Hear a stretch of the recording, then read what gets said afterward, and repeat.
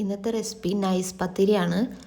അതുണ്ടാക്കാൻ വേണ്ടിയിട്ട് നമ്മളൊരു പാത്രത്തിൽ 2 ഗ്ലാസ് പൊടിയാണ് എടുക്കണമെങ്കിൽ 4 ഗ്ലാസ് വെള്ളം എടുത്തിട്ട് ഇങ്ങനൊരു പാത്രത്തിൽ ഉപ്പിട്ടിട്ട് തിളപ്പിക്കാൻ വയ്ക്കുക. അതിന് ശേഷം തിളച്ചതിന് ശേഷം 1 ടേബിൾ സ്പൂൺ ഓയിൽ ആഡ് ചെയ്തിട്ട് നമ്മൾ ആ എടുത്ത് വെച്ച പൊടി ഇതിലോട്ട് ആഡ് ചെയ്യാം.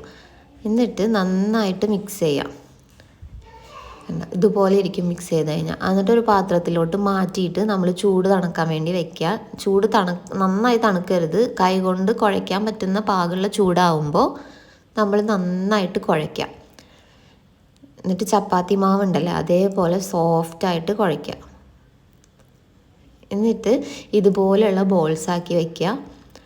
അതിന് ശേഷം അത് പരത്തിയെടുക്കുക. ഞാൻ ഈ പ്രസ്സറിലാണ് പരത്തുന്നത്. നിങ്ങൾക്ക് കൈ കൊണ്ട് ചപ്പാത്തി പരത്തുന്ന പോലെ വേണമെങ്കിലും പരത്താം.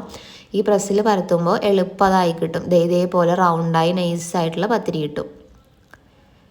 ഞാൻ വീട്ടിൽ പൊടിപ്പിച്ച പൊടി യൂസ് ചെയ്തുകൊണ്ടാണ് 2 ഗ്ലാസ് പൊടിക്ക് 4 ഗ്ലാസ് വെള്ളം എടുത്തത്. നിങ്ങൾ പുറത്തുനിന്ന് പത്തിരിപ്പൊടിയാണ് കടയിൽ നിന്ന് വാങ്ങുകയാണെങ്കിൽ അതിൻ്റെ ബാക്കിൽ എഴുതിയിട്ടുള്ള പോലെ വെള്ളം യൂസ് ചെയ്യണം.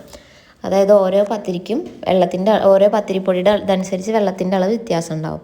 പിന്നെ ഗ്യാസിലൊരു പാത്രം വെച്ച് ഹൈ ഫ്ലെയിമിൽ നന്നായി ചൂടായി കഴിഞ്ഞാൽ തീ ലേശം ഒന്ന് കുറക്കാം. മീഡിയത്തിനെക്കാട്ടിയും കുറച്ചുകൂടി മേലെ നിൽക്കണം. എന്നിട്ട് ഇങ്ങനെ പത്തിരി ഇട്ടതിന് ശേഷം ചെറുതായിട്ട് ആ സൈഡിൽ കൂടെ ഇങ്ങനെ ആവി വരണ പോലെ കാണും പത്തിരിയുടെ. അപ്പോൾ ഒരു പ്രാവശ്യം മറിച്ചിടുക. അതിന് ശേഷം ഇപ്പോൾ കണ്ട ഇവിടെ ഇങ്ങനെ ഞാൻ ഈ കൈ വയ്ക്കാൻ പോകുന്ന സ്ഥലത്ത് ഇങ്ങനെ കുമിള പോലെ പൊന്തുന്ന കണ്ട ഈ കൈ വെച്ചിട്ടുള്ള സ്ഥലത്ത്. അപ്പോൾ ഒന്നുകൂടെ തിരിച്ചിടാം. അപ്പോൾ നമുക്ക് കറക്റ്റായിട്ട് പൊള്ളച്ച നല്ല നൈസായിട്ടുള്ള പത്തിരി കിട്ടും. ഈ പത്തിരി ചുടുന്നതിലാണ് അത് സോഫ്റ്റ് ആവുന്നതിലുള്ള കാര്യം. ഞാൻ ഈ പറഞ്ഞ പോലെ തന്നെ ചുട്ടെടുക്കണം. അപ്പോഴാണ് നിങ്ങൾക്ക് സോഫ്റ്റ് ആയിട്ടുള്ള പത്തിരി കിട്ടുക. ഇപ്പോൾ നന്നായിട്ട് പൊള്ളച്ചിട്ടുണ്ട്. അതുപോലെയുള്ള ബാക്കിയുള്ളതും കൂടി ചുട്ടെടുക്കുക. ഇത് നല്ല സോഫ്റ്റാണ്. ഞാൻ ഈ പറഞ്ഞ പോലെ ചുട്ടെടുത്ത് കഴിഞ്ഞാൽ ഭയങ്കര സോഫ്റ്റ് ആയിട്ടുള്ള പത്തിരി കിട്ടും നിങ്ങൾക്ക്.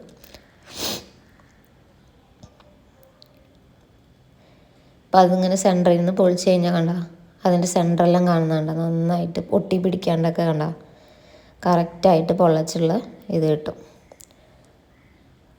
അതിന് ശേഷം ചിക്കൻ കറിയും കട്ടൻ ചായയും കൂടിയിട്ട് അത് കഴിച്ചു. പത്തിരിക്ക് ഇന്ന് ചിക്കൻ കറി ആയിരുന്നു. അതെല്ലാം കൂടി ബ്രേക്ക്ഫാസ്റ്റ് കഴിച്ചു.